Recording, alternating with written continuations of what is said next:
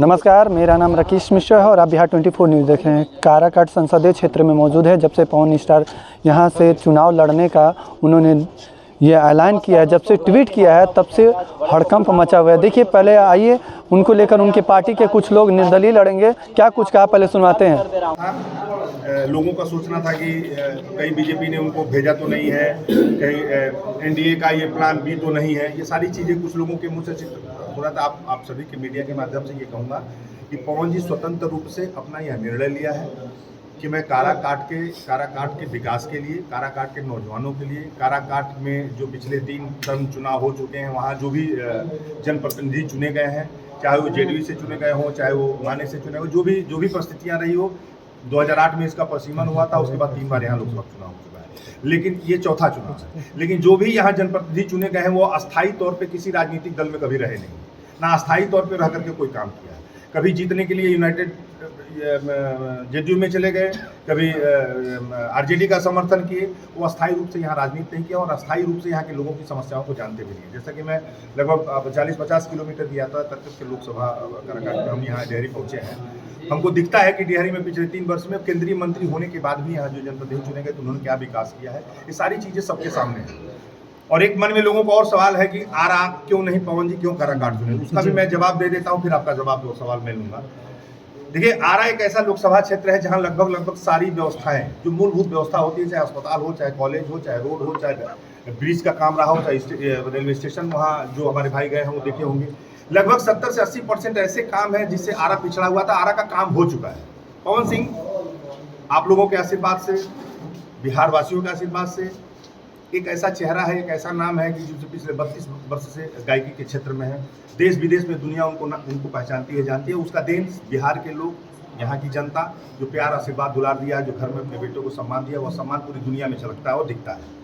इतना बड़ा चेहरा पवन जी ने सोचा कि अगर 70-80% काम वहाँ हो चुका है, वहाँ ब्रिज का काम हो चुका है, वहाँ रोड का काम हो चुका है, स्टेशन का काम हो चुका है, अच्छा अस्पताल बन चुका है, अगर सारी चीज़ें वहाँ हुई है और वह चीज़ें 15 साल में काराकाट में ना अच्छा अस्पताल देखने को मिला, ना कोई यहाँ जो मंत्री जीते हुए थे वो शिक्षा मंत्री रहे और अपने शिक्षा मंत्री रहे तो एक नवोदय विद्यालय तक नहीं ले आ पाए। तो यहाँ ना शिक्षा व्यवस्था मिली है, ना चिकित्सा व्यवस्था मिली है, ना कोई बहुत बढ़िया सड़कें हमको मिली यहाँ, और ना ही कोई कॉलेज की ऐसी व्यवस्था है जहाँ अच्छी शिक्षा मिल सके। तो बहुत सारी मूलभूत सुविधाएं है, ना कोई मेडिकल कॉलेज है, ऐसी सुविधाएं हैं जो से काराकाट 15 साल केंद्रीय मंत्री देने के बाद भी वंचित रहा है। उनका ये अपना सोचना है कि मैं काराकाट को चुनूंगा इसलिए कि कुछ ऐसा काम करके वहाँ जाऊँ, कुछ ऐसा काम करूं वहां जाकर के काराकाट को लगे कि हाँ, अगर कोई बड़ा चेहरा चुनाव लड़ने आया। काराकाट लोकसभा को बहुत कम लोग जानते हैं, बिहार के बाहर लोग नहीं जानते हैं, लेकिन आज काराकाट के ऊपर पूरी दुनिया की नजर है। सबसे बड़ा हॉट सीट बन गया है पवन जी के आने के बाद यह काराकाट। मैं निश्चित कह सकता हूं, और इसलिए कह सकता हूं कि पिछले 2 महीने से जो कर्म घटा है वो किसी से छुपा नहीं, और पवन जी ने यह तय किया है शाहाबाद और आरा और ये काराकाट की दूरी बहुत ज्यादा नहीं है। जो मान और सम्मान आरा में लोगों ने उनको दिया है, वह डेहरी में मिला है, वह पूरे बिहार में मिला है। यह सोच करके काराकाट को उन्होंने अपना लोकसभा क्षेत्र चुना है चुनाव लड़ने के लिए। जितनी अफवाहें आ रही हैं, किसी अफवाह में कोई दम नहीं है। पवन सिंह का सिर्फ एक ही नारा है और एक ही सोच है, एक ही विचार है कि काराकाट के विकास के लिए, काराकाट के नौजवानों के लिए, काराकाट के हमारे बड़े बुजुर्गों के लिए, उनकी सुविधाओं के लिए, मौलिक उनका अधिकार जो मिलना चाहिए उसके लिए, अस्पताल के लिए, अच्छे कॉलेज के लिए, यहाँ जॉब क्रिएशन हो सके, यहाँ कुछ प्लांट लग सके, इस चीज़ के लिए काराकाट को उन्होंने चुना और काराकाट चुना। आपका कोई सवाल नहीं? कौन सी कब से क्षेत्र में लड़ेंगे सर? जल्द ही, चूँकि पहला आगमन उनका होना है और मुझे लगता है कि राजनीति की शुरुआत करनी है तो कहीं ना कहीं थोड़ा एक हिंदू धर्म में मान आता है, थोड़ा सा वो भी अपना साइड पर दिखा रहे हैं। लेकिन बहुत जल्दी आज शाम तक या कल सुबह तक हम लोग बता देंगे कि कितने तारीख को उनका पहला आगमन होगा, और वो आने के बाद लगातार काराकाट में अपना समय देंगे प्रत्येक लोगों के ग्रुप को। क्या लगता है काराकाट से बहुत सारे बिछड़े पवन सिंह का मुख्य मुद्दा क्या होगा?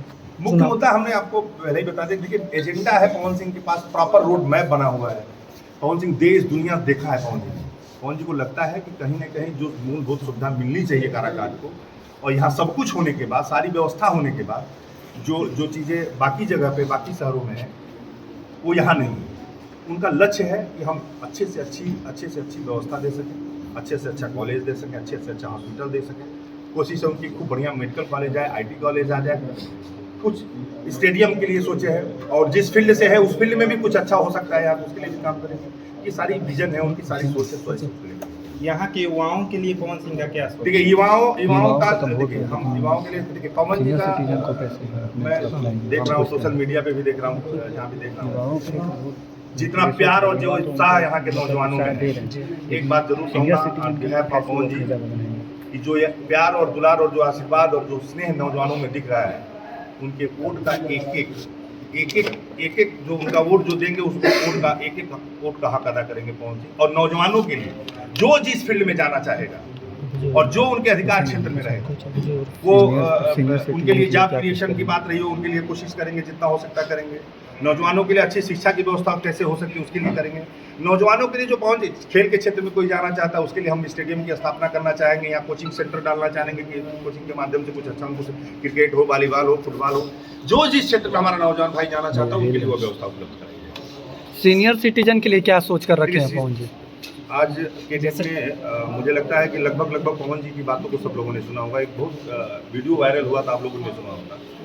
पवन जी का ये लक्ष्य है कि मैं अगर काराकाट की जनता सदन में मुझे भेजती है या लोकसभा काराकाट से चुनाव दे करके भेजती है, एक बात जरूर कहूँगा कि मेरा यह प्रयास रहेगा, पवन जी का ये कहना था कि मेरा यह प्रयास रहेगा कि मैं अपने लोकसभा क्षेत्र में किसी बुजुर्ग को, माताओं को कोई तकलीफ ना हो जिससे उनको दुख हो, उनको दर्द हो। ये चीज़ उनके अंदर झलकता है और ये करेंगे भी। उनके रहते आप जो अवसर उनको जो मौका देगी है जनता, उनके रहते उनका पूरा कोशिश रहेगा कि यहाँ के जो हमारे बुजुर्ग माता बहन हैं उनको कोई तकलीफ ना हो, अनदेखा ना हो। अच्छा, ऐसा भी सुनने में आता है कि जैसे मान लीजिए कि कुशवाहा जी, उपेंद्र कुशवाहा जी 5 साल सांसद रहे, महाबली जी भी रहे और उसके बाद उन्होंने न के बराबर काम किए। अगर ऐसा हो सकता है कि लोग कहते हैं कि पवन सिंह तो सिंगर हैं, फिर गाने बजाने में लग जाएंगे तो फिर हम लोग वही धोखे में पड़ जाएंगे। देखिए, एक चीज़ बड़ा स्पष्ट करना चाहूँगा और बहुत अच्छा सवाल किया है आपने। पवन जी 32 साल से गायकी कर रहे हैं। पवन सिंह के साथ आने वाले पता नहीं सिंगर कितने आए हो, और आज के डेट में भी दुनिया में यूट्यूब पे सर्च करिएगा, गूगल पे सर्च करिएगा, दुनिया के सबसे टॉप 3 सिंगर जो है, दुनिया के सबसे टॉप 3, उसमें आप पवन सिंह है, आपके बिहार के लाल है पवन सिंह, उसमें है। उनको ना नाम की कमी है, ना पैसे की कमी है, ना शोहरत की कमी। भगवान ने उनको सब कुछ दिया हुआ है। एक भाव है, एक मन में इच्छा है, और ये हमारे लोकतंत्र की खूबसूरती है कि हम चाहते हैं कि राजनीति के माध्यम से आकर के सरकार की जो व्यवस्था होती है, उस व्यवस्थाओं को अपने आम जन तक पहुंचाने का प्रयास करेंगे। जिनके मन में यह संदेह हो कि काराकाट आएंगे, चुनाव जीतेंगे और चले जाएंगे, बड़ा स्पष्ट कहूँगा कि 5 साल आपने उपेंद्र कुशवाहा जी को दिया है, यहाँ से और भी लोग चुनाव लड़े उनको भी दिया है।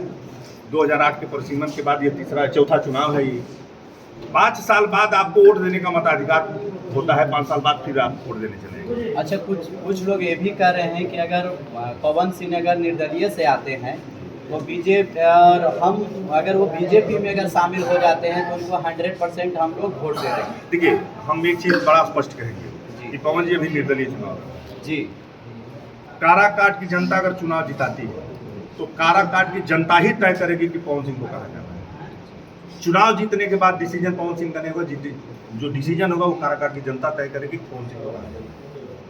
अच्छा, एक बात बताइए, अगर काराकाट की जनता विजयश्री का आशीर्वाद पवन सिंह को इस बार देती है तो जीत के बाद पहली क्या प्राथमिकता हो सकती है पवन सिंह? देखिए, हम एक रोड मैप हमारा है काराकाट के लिए। जल्दी हम एक अपना जो एजेंडा है, अपना एक दूसरा पत्र है। पवन जी जैसे आते हैं, हम लोग कुछ 10 प्रमुख मुद्दे हैं जो दिल्ली में होना चाहिए, काराकाट लोकसभा में होना चाहिए।